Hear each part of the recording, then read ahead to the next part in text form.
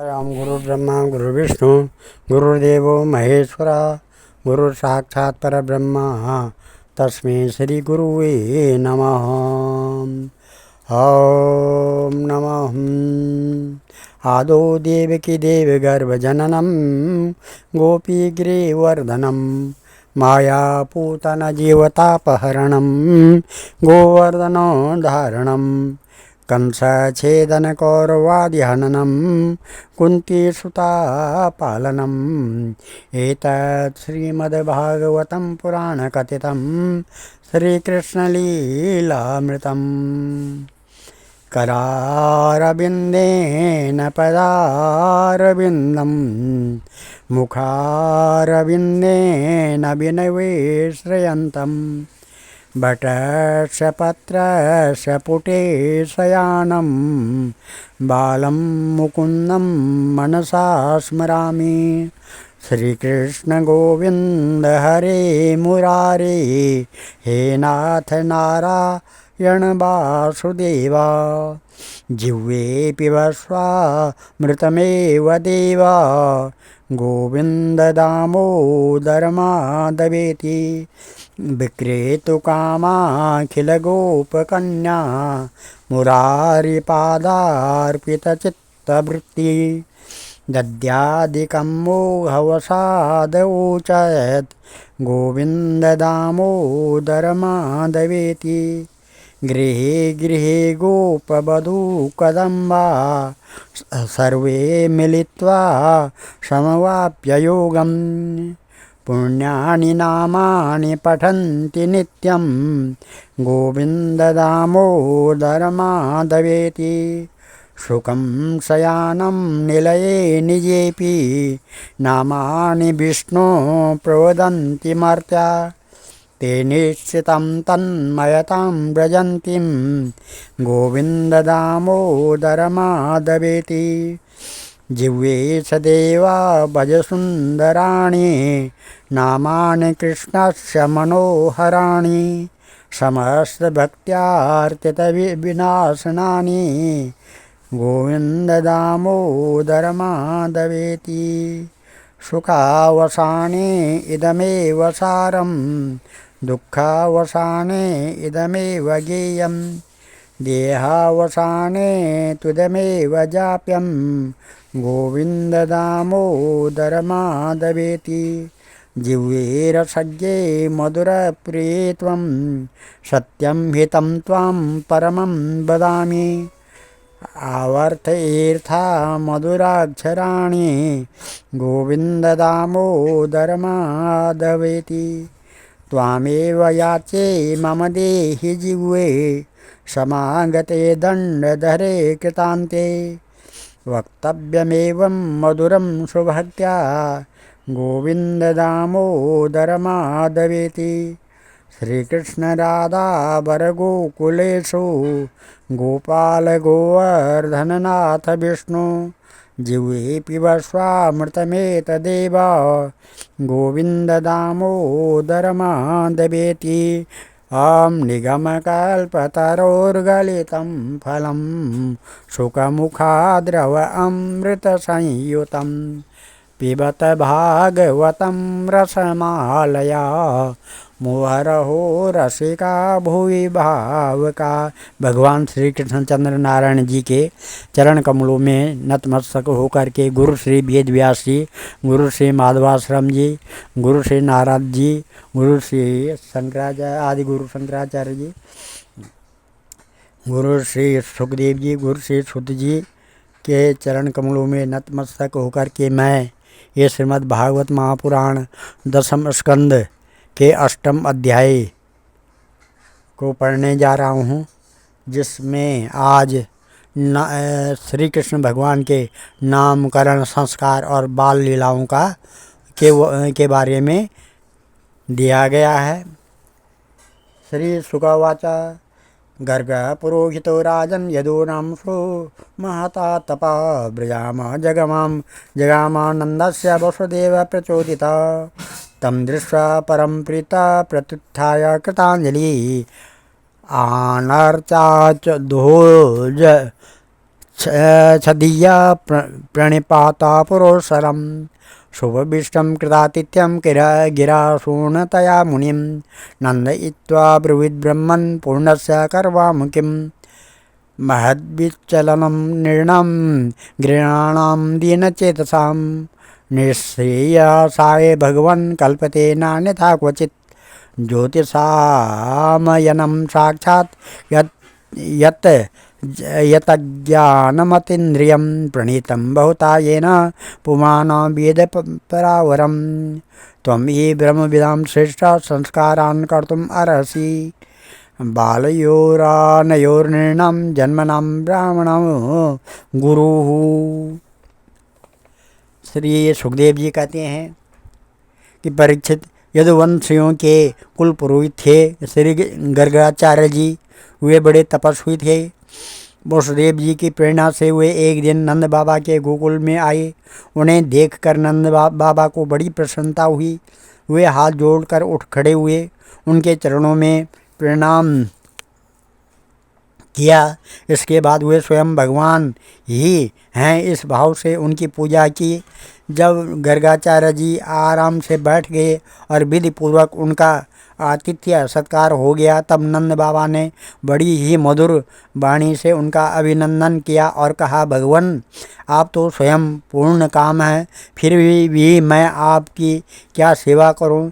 आप जैसे महात्माओं का हमारे जैसे गृहस्थों के घर आ जाना ही हमारे परम कल्याण का कारण है, पर हम तो घरों में इतने उलझ रहे हैं और इन प्रपंचों में हमारा चित्त इतना दीन हो रहा है कि हम आपके आश्रम तक जा भी नहीं सकते। हमारे कल्याण के लिए के सिवा आपके आगमन का और कोई हेतु नहीं है। प्रभु, जो बात साधारणतः इंद्रियों की पहुँच के बाहर है अथवा भूत और भविष्य के गर्भ में निहित है, वह भी ज्योतिष शास्त्र के द्वारा प्रत्यक्ष जान ली जाती है। आपने उसी ज्योतिष शास्त्र की रचना की है। आप ब्रह्मवेताओं में श्रेष्ठ हैं, इसलिए मेरे इन दोनों बालकों के नामकरण आदि संस्कार आप ही कर दीजिए, क्योंकि ब्राह्मण जन्म से ही मनुष्य मात्र का गुरु है। गर्गाचार्य जी ने कहा, यो नाम महमाचार्य ख्यातस्य भूय सर्वतः श्रुतं मया संस्कृतं ते मन्यते देवकी सुतं कंस पापामति संख्यं तब चाना कदुन्दवे देवक्या अष्टमो गर्भो न स्त्री बहुतम अर्हति इदं संचित्या श्रुत्वा देवक्या दारिका वचा अपि हंतागता संस्कृतरि तन्नो नयो भवेत। श्री गर्गाचार्य जी ने कहा, नंद जी, मैं सब जगह यदुवंशियों के आचार्य के रूप में प्रसिद्ध हूँ। यदि मैं तुम्हारे पुत्र के संस्कार करूँगा तो लोग समझेंगे कि यह तो देवकी का पुत्र है। कंस की बुद्धि बुरी है, वह पाप ही सोचा करता है। वसुदेव जी के साथ तुम्हारी बड़ी घनिष्ठ मित्रता है। जब से देवकी की कन्या से उसने यह बात सुनी है कि उसको मारने वाला और कहीं पैदा हो गया है, तब से वह यही सोचा करता है कि देवकी के 8वें गर्भ से कन्या का जन्म नहीं होना चाहिए। यदि मैं तुम्हारे पुत्र का संस्कार कर दूं और वह इस बालक को वासुदेव जी का लड़का समझकर मार डाले तो हमसे बड़ा अन्याय हो जाएगा। नंद बाबा ने कहा, अलक्षितो अस्मिन् रहिषो मामकेरपि गोव्रजे कुरु द्विजाति संस्कारम स्वस्ति वाचन पूर्वकम।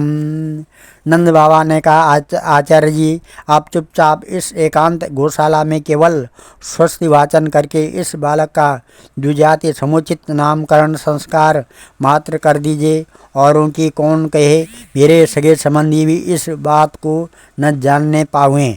श्री सुखदेव जी कहते हैं, एवं संप्रार्थतो विप्र स्वचिकीर्षितमेव तत् च चकार नामकरणम गूढ़ो रहसी बालयो। श्री सुखदेव जी कहते हैं कि गर्गाचार्य जी तो संस्कार करना चाहते ही थे। जब नंद बाबा ने उनसे इस प्रकार प्रार्थना की तब उन्होंने एकांत में छिपकर गुप्त रूप से दोनों बालकों का नामकरण संस्कार कर दिया। गर्गाचार्य जी ने कहा, अयम ही रोहिणी पुत्रो रमयन्ना सुहृदो गुणे आख्यास्यते राम इदं बलाधिक्याद बलं विदु। युदो नाम पृथक भावात् संकर्षणम् उसन्त्युत आसन वर्णाश्रयो ह्रास घृणत्तो नु युगम तनु शुक्लो रक्तः सदा पीता इदानीं कृष्णतां गता। प्रागयं वासुदेवस्य क्वचिज्जातस्तवात्मजा वासुदेवा इदं श्रीमान् विज्ञासं प्रचक्षते। बहूनि सन्ति नामानि रूपाणि च सुतस्य ते गुणकर्मानुरूपाणि तान्यहं वेदनो जनाः। एष वा श्रेया आदस्याद् गोकुलनन्दन अनेन सर्वदुर्गाणि यूयं मञ्जास्ति तरीष्यता। पुराणेन विजत्पत्ये साधवो दश पीडिता अराजके रक्षमाणा जिज्ञुदस्युन स्मेदिता। यः एतस्मिन् महाभागा प्रीतिं कुर्वन्ति मानवा नार्यो विभवन्ते तान् विष्णुपक्षानिवासुरा। तस्मान्नन्दात्मजोऽयं ते नारायणसमो गुणे श्रिया कीर्त्यानुभावेन गोपायस्व समाहिता। इत्यात्मानं समादिश्य गर्गे च स्वगृहं गते नन्द प्रमोदितो मेने आत्मानं पूर्णमासिणां। कालेन व्रजताल्पेन गोकुले रामकेशव जाह्नव्यां च पाणिभ्यं रिङ्गमाणो विजयतुः।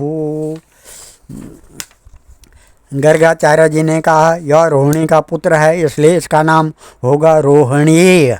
यह अपने सगे संबंधी और मित्रों को अपने गुणों से अत्यंत आनंदित करेगा इसलिए इसका दूसरा नाम होगा राम। इसके बल की कोई सीमा नहीं है अतः इसका एक नाम बल भी है। यह यादवों में और तुम लोगों में कोई भेदभाव नहीं रखेगा और लोगों में फूट पड़ने पर मेल करवाएगा इसलिए इसका नाम संकर्षण भी है। और यह तो सांवला है। यह प्रत्येक युग में शरीर ग्रहण करता है। पिछले युग में इसने क्रमशः श्वेत रक्त और पीत ये तीन विभिन्न रंग स्वीकार किए थे। अब कि यह कृष्ण वर्ण हुआ है इसलिए इसका नाम कृष्ण होगा। नंद जी, यह तुम्हारा पुत्र पहले कभी वसुदेव जी के घर भी पैदा हुआ था इसलिए इस रहस्य को जानने वाले लोग इसे श्रीमान वासुदेव भी कहते हैं। तुम्हारे पुत्र के और भी बहुत से नाम हैं तथा रूप भी अनेक हैं। इसके जितने गुण हैं जितने कर्म और तथा सबके अनुसार अलग अलग नाम पड़ जाते हैं। मैं तो उन नामों को जानता हूँ परंतु संसार के साधारण लोग नहीं जानते हैं। तुम लोगों का परम कल्याण करेगा। समस्त गोप और गौओं को यह बहुत ही आनंदित करेगा। इसकी सहायता से तुम लोग बड़ी बड़ी विपत्तियों को बड़ी सुगमता से पार कर लोगे। ब्रजराज, पहले युग की बात है। एक बार पृथ्वी में कोई राजा नहीं रह गया था। डाकुओं ने चारों ओर लूट खसोट मचा रखी थी। तब तुम्हारे इसी पुत्र ने सज्जन पुरुषों की रक्षा की और इससे बल पाकर उन लोगों ने लुटेरों पर विजय प्राप्त की। जो मनुष्य तुम्हारे इस सांवले सलोने शिशु से प्रेम करते हैं वे बड़े भाग्यवान हैं। जैसे विष्णु भगवान के कर कमलों की छत्र छाया में रहने वाले देवताओं को असुर नहीं जीत सकते, वैसे ही इससे प्रेम करने वालों को भीतर या बाहर किसी भी प्रकार से के शत्रु नहीं जीत सकते। नंद जी, चाहे जिस दृष्टि से देखें, गुण में संपत्ति और सौंदर्य में कीर्ति और प्रभाव में तुम्हारा यह बालक साक्षात भगवान नारायण के समान है। तुम बड़ी सावधानी और तत्परता से इसकी रक्षा करो। इस प्रकार नंद बाबा को भली भांति समझाकर आदेश देकर गर्गाचार्य जी अपने आश्रम को लौट गए। उनकी बात सुनकर नंद बाबा को बड़ा ही आनंद हुआ। उन्होंने ऐसे ऐसा समझा कि मेरी सब आशाएं पूरी हो गई हैं, मैं अब कृत्य हूँ। परीक्षित, कुछ ही दिनों में राम और श्याम घुटनों और हाथों के बल बकैया चल चल कर गोकुल में खेलने लगे।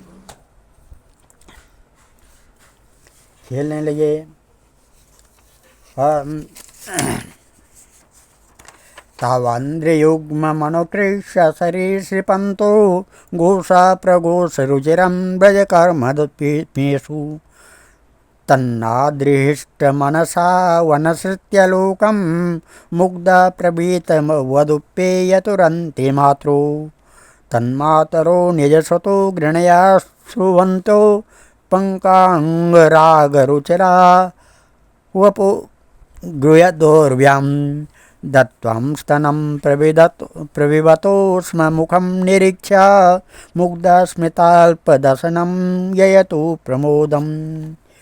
यय्याङ्गनां दर्शनीय कुमारलीला वन्तर्व्रजे तद्बला प्रगृहीतपुच्छे वत्सेरितस्तत उभावनुकृष्यमाणं प्रेक्षन्त उञ्जितगृहाजरिषुहसन्ता शृङ्ग्याङ्घ्रिदृष्टयशिजलद्विजकण्टकेभ्यो क्रीडापरावति चलौ स्वसुतो निषेद्धुं गृह्णानि कर्तुमपि यत्र न तज्जनन्यो शेकात आपतुरलं मनसो नवस्थाम्।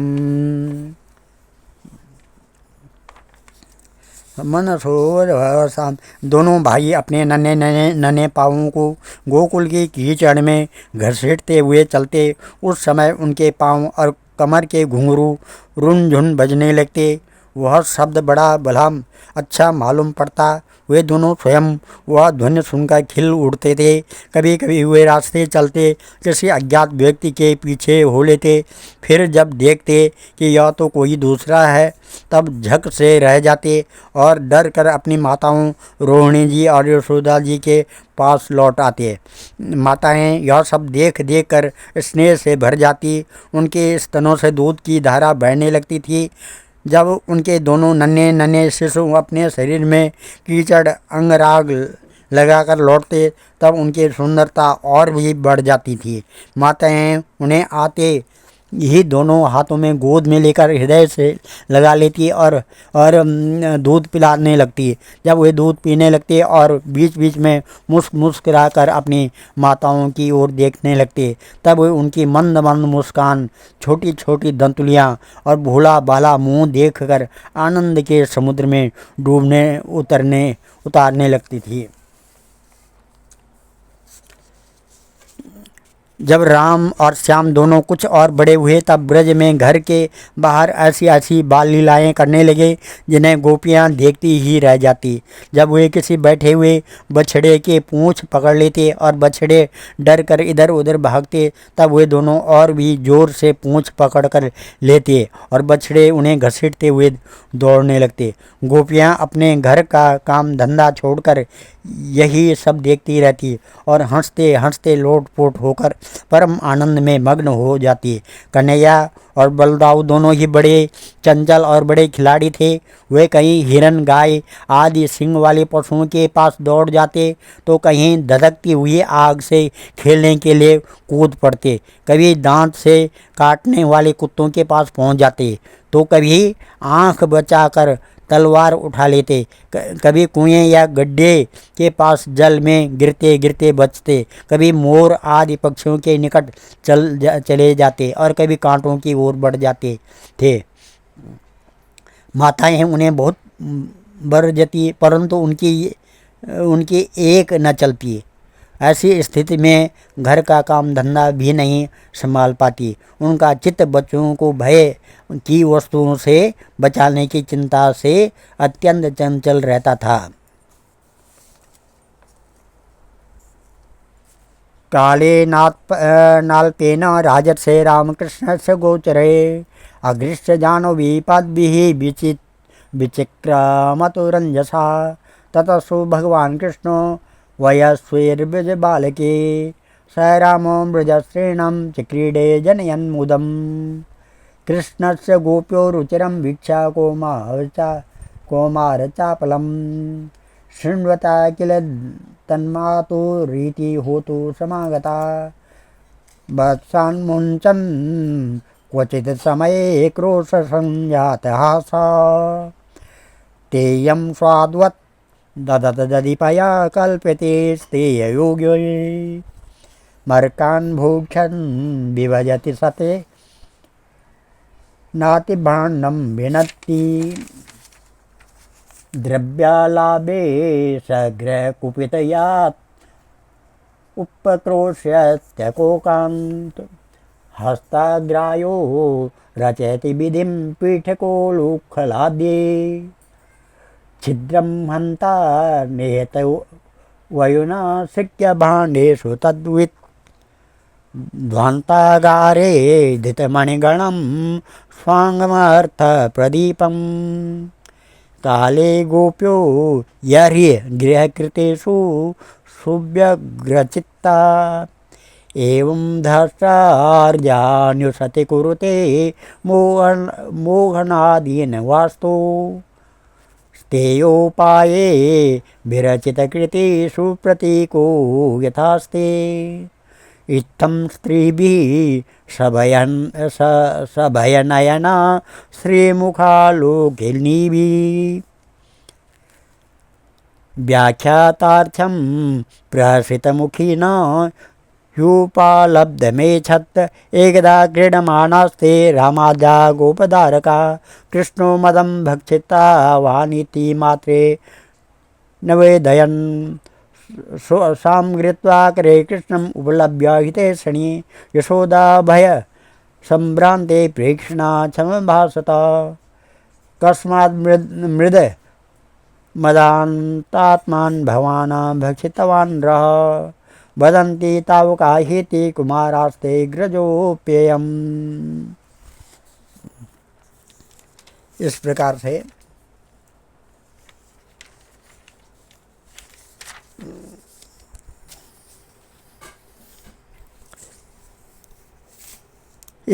से राजस से कुछ ही दिनों में यशोदा और रोहिणी के लाडले लाल घुटनों का सहारा लिए बिना अनायास ही खड़े होकर गोकुल में चलने फिरने लगे। ये ब्रजवासियों के कन्हैया स्वयं भगवान हैं, परम सुंदर और परम मधुर। अब वे और बलराम अपनी ही उम्र की ग्वाल वालों को अपने साथ लेकर खेलने के लिए ब्रज में निकल पड़ते और ब्रज की भाग्यवती गोपियों को निहाल करते हुए तरह तरह के खेल खेलते। उनके बचपन की चंचलताएं बड़ी ही अनोखी होती थी। गोपियों को तो वे बड़ी ही सुंदर और मधुर लगती। एक दिन सब इकट्ठी होकर नंद बाबा के घर आई और यशोदा माता को सुनाकर कन्हैया के करतूत कहने लगी। अरे यशोदा, यह तेरा काना बड़ा नटखट हो गया है। गाय दुहने का समय न होने पर भी यह बछड़ों को खोल देता है और हम डांटती हैं तो ठट्ठा कर हंसने लगता है। यह चोरी के बड़े बड़े उपाय करके हमारे मीठे मीठे दही दूध चुरा कर खा जाता है। केवल अपने ही खाता तो भी एक बात थी, यह तो सारा दही दूध बानरों को बांट देता है। और जब वे भी पेट भर जाने पर नहीं खा पाते तब यह हमारे मटकों को भी फोड़ डालता है। यदि घर में कोई वस्तु इसे नहीं मिलती तो यह घर और घर वालों पर बहुत खींचता है और हमारे बच्चों को रुला कर भाग जाता है। जब हम दही दूध को छींकों पर रख देती हैं और इसके छोटे छोटे हाथ वहाँ तक नहीं पहुँच पाते तब यह बड़े बड़े उपाय रचता है। कहीं 2-4 पीढ़ियों को एक के ऊपर एक रख देता है, कहीं उखल पर चढ़ जाता है, कहीं उखल पर पीढ़ा रख देता है, कभी कभी तो अपने किसी साथी के कंधे पर ही चढ़ जाता है। अब जब इतने पर भी काम नहीं चलता तब यह नीचे से ही उन बर्तनों में छेद कर देता है। इसे इस बात की पक्की पहचान रहती है किस छींके पर किस बर्तन में क्या रखा है और इसे ढंग से छेद करना जानता है कि किसी को पता तक न चले। जब हम अपनी वस्तुओं को बहुत अंधेरे में छिपा देते हैं, तब नंद रानी, तुमने जो इसे बहुत से मणिमय आभूषण पहना रखे हैं, उनके प्रकाश से अपने आप ही सब कुछ देख लेता है। इसके शरीर में भी ऐसी ज्योति है कि जिससे इसे सब कुछ दिख जाता है। यह इतना चालाक है कि कब कौन कहाँ रहता है इसका पता रखता है, और जब हम सब घर के काम धंधों में उलझी रहती हैं, तब यह अपना काम बना लेता है। ऐसा करके भी ढिठाई की बातें करता है, उल्टे हमें ही चोर बनाता है और अपने घर का मालिक बन जाता है। इतना ही नहीं, यह हमारे लिपे पुते स्वच्छ घरों में मूत्र आदि भी कर देता है। तनिक देखो तो इसकी ओर, वहाँ तो चोरों के अनेकों उपाय करके काम बनाता है, और यहाँ मालूम हो रहा है मानो पत्थर की मूर्ति खड़ी हो। वाह रे भोले भाले साधु, इस प्रकार गोपियाँ कहती जाती और श्री कृष्ण के भीतर चकित नेत्रों से युक्त मुखमंडल को देखती जाती है। उनकी यह दशा देखकर नंद रानी यशोदा जी और उनके मन का भाव ताड़ लेती और उनके हृदय में स्नेह और आनंद की बाढ़ आ जाती। वे इस प्रकार हंसने लगती कि अपने लाडले कन्हैया को इस बात का उलाहना भी न दे पाती। डांटने की बात तो नहीं सोच पाती।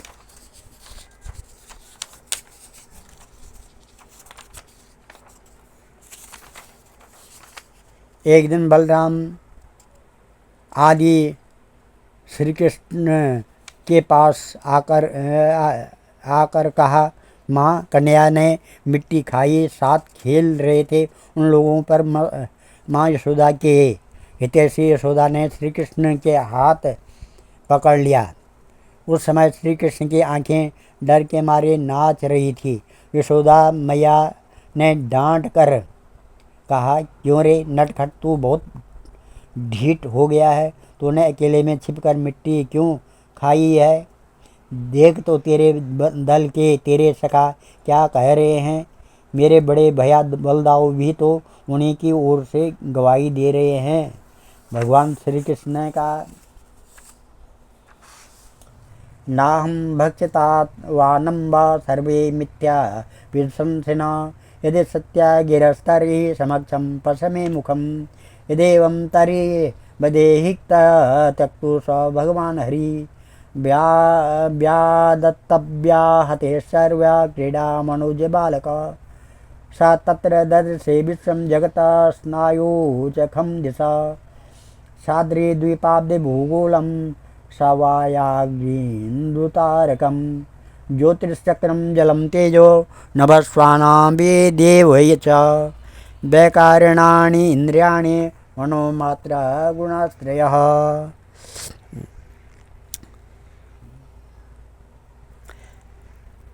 भगवान श्री कृष्ण ने कहा, माँ, मैंने मिट्टी नहीं खाई, ये सब झूठ बक रहे हैं। यदि तुम इन्हीं की बात सच मानती हो तो मेरा मुंह तुम्हारे सामने ही है, तुम अपनी आँखों से देख लो। यशोदा जी ने कहा, अच्छी बात है, यदि ऐसा है तो मुंह खोल। माता के ऐसा कहने पर भगवान श्री कृष्ण ने अपना मुंह खोल दिया। परीक्षित, भगवान श्री कृष्ण का ऐश्वर्य अनंत है। वे केवल लीला के लिए ही मनुष्य के बालक बने हुए हैं। यशोदा जी ने देखा कि उनके मुंह में चर अचर संपूर्ण जगत विद्यमान है। आकाश हुआ शून्य, जिसमें किसी की गति नहीं, दिशाएं, पहाड़, द्वीप और समुद्रों के सहित सारी पृथ्वी, बहने वाली वायु, वैद्युत अग्नि, चंद्रमा और तारों के साथ संपूर्ण ज्योतिर्मंडल, जल, तेज, पवन, विनय, बियत, प्राणियों के चलने फिरने, आकाश, वैकारिका, अहंकार के कार्य, देवता, मन, इंद्रिय, पंच तन्मात्राएं और तीनों गुण श्री कृष्ण के मुख में दिख पड़े। एतद् विचित्रं सजीव काल स्वभाव कर्मा शयलिंग भेदम, शृणोस्तनो वीक्ष्य विदारिता से ब्रजं सहत्मानमवाप शङ्कां, किं स्वप्न एतत् उददेव माया, किं वा मदीयो बत बुद्धिमोह, अथो अमुष्यैव ममार्कस्य यः कश्चनोत्पत्तिक आत्मयोग अथो यथावन् वितर्कगोचरं चेतो मनः कर्म वचो विरञ्जसा यदाश्रयं येन यतः प्रतीयते सुदुर्विभाव्यं प्रणतास्मि तत्पदम् अहं ममासो पत्रे से मे सुतो ब्रजस्वरस्याखिल वित्तपासति गोप्यश्च गोपासनोद्धनाश्च मे यन्माययेतं कुमतिः समे गति। इस प्रकार से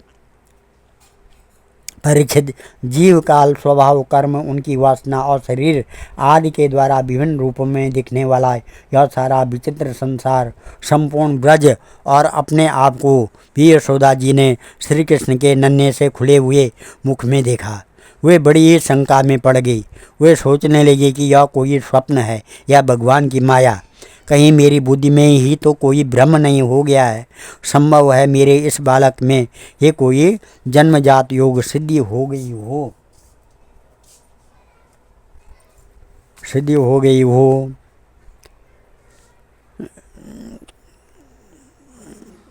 जो चित्त मन कर्म और वाणी के द्वारा ठीक ठीक तथा सुगमता से अनुमान के विषय नहीं होते। यह सारा विश्व जिनके आश्रित है, जो इसके प्रेरक हैं और जिनकी सत्ता से ही इसकी प्रतीत होती है, जिसका स्वरूप सर्वथा अचिंत्य है, उन प्रभु को मैं प्रणाम करती हूँ। यह मैं हूँ और यह मेरे पति तथा यह मेरा लड़का है।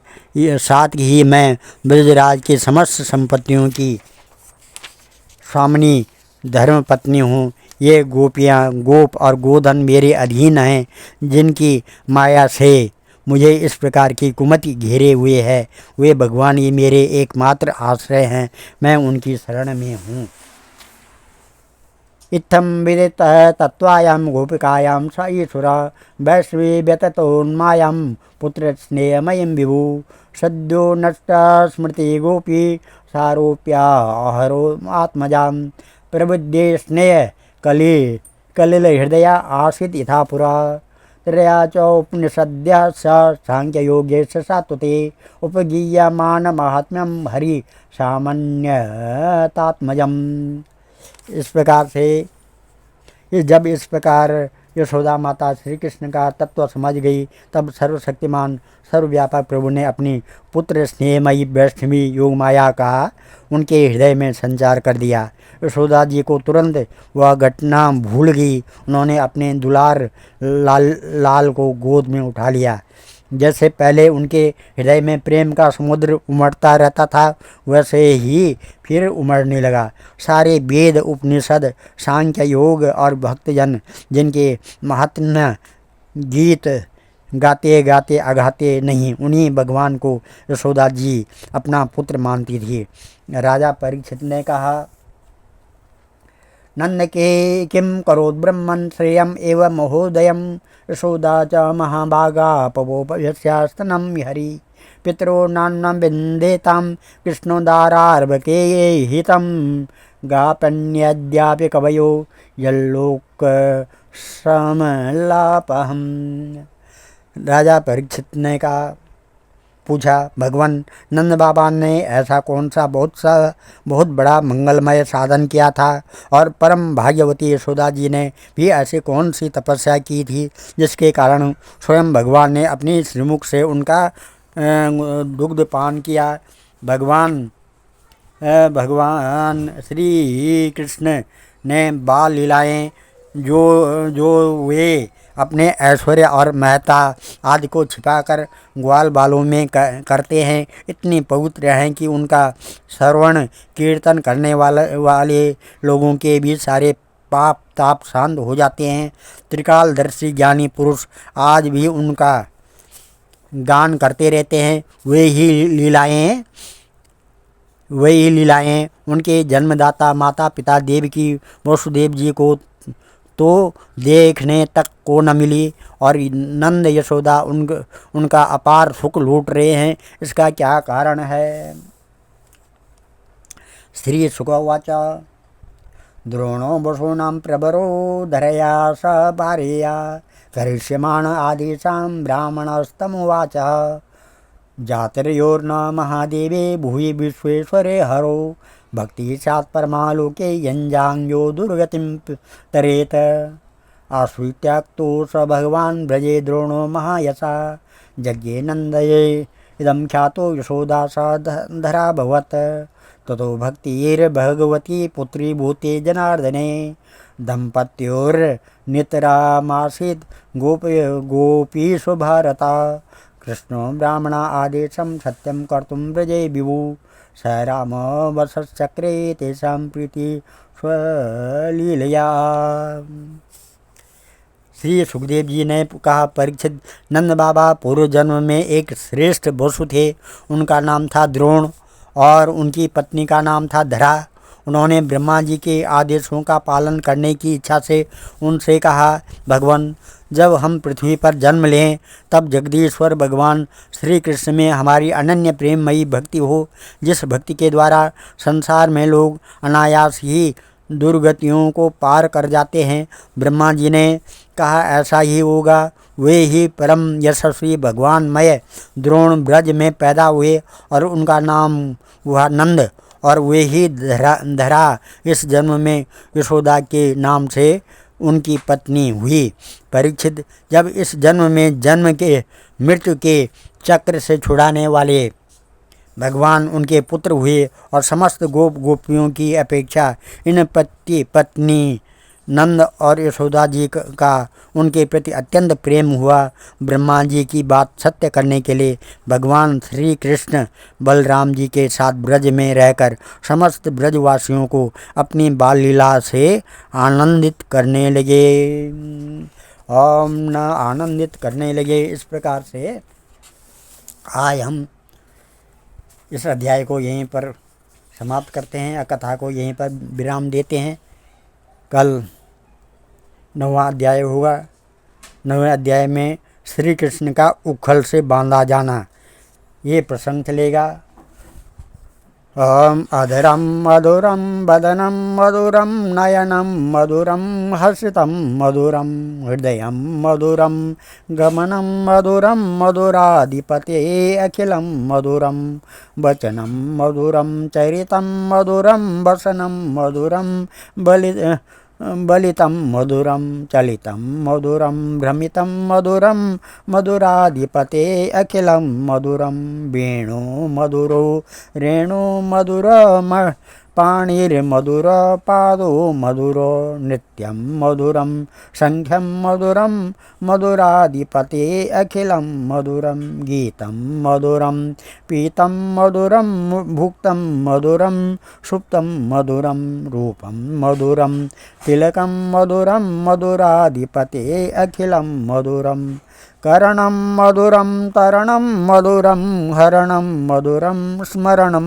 मधुरं दमितं मधुरं शमितं मधुरं मधुराधिपते अखिलं मधुरं गुञ्जा मधुरा माला मधुरा यमुना मधुरा बीची मधुरा सलिलं मधुरं कललं मधुरं मधुराधिपते अखिलं मधुरं गोपी मधुरा लीला मधुरा युक्तं मधुरं भुक्तं मधुरं दृष्टं मधुरं सृष्टं मधुरं मधुराधिपते अखिलं मधुरं गोपा मधुरा गावो मधुरा यष्टिं मधुरा सृष्टिं मधुरा बलितं मधुरं फलितं मधुरं मधुराधिपते अखिलं मधुरम् आं ध्येयं सदा परिभवग्नमविष्टदोहं तीर्थात् पदं शिवभिरञ्जनुतं शरणं भृत्यात्यहं प्रणतपाल भवाब्धिपोतं